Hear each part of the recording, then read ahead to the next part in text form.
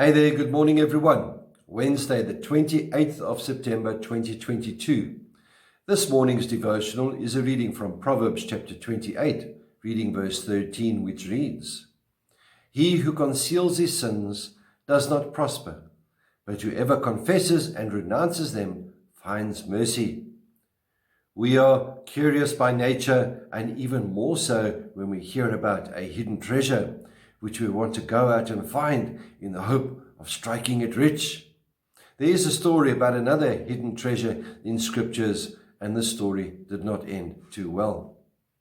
The book of Joshua tells how God was moving his people into the land he had promised them, and they needed to capture the city Ai.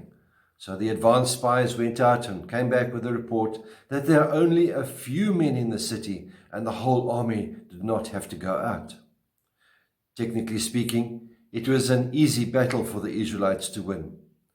So, only a fraction of the army went out, and they received a good hiding and were soundly defeated.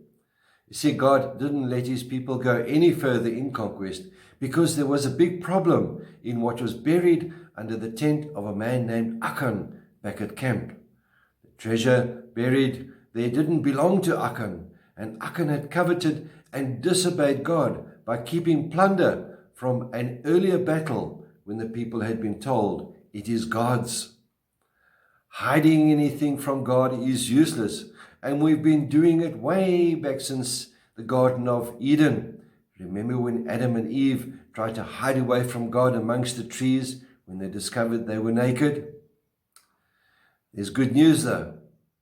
If you hide your sins, you will not succeed.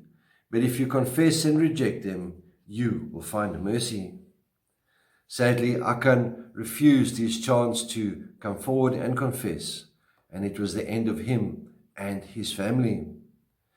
But this isn't what God wanted. The psalmist David penned in Psalm 103 verse 8, "The Lord is compassionate and gracious, slow to anger, abounding in love."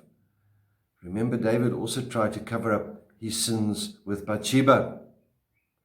My dear friends, God's offer of mercy still stands. If there is any hidden treasure under our tents, treasure that shouldn't be there, let us get digging, empty that skeleton closet, that we may find the real treasure of God's blessing, of God's peace, and of God's forgiveness as we reject the former ways. May the Lord be with you. May he bless you. May he cause his face to shine upon you and be with you always. Goodbye.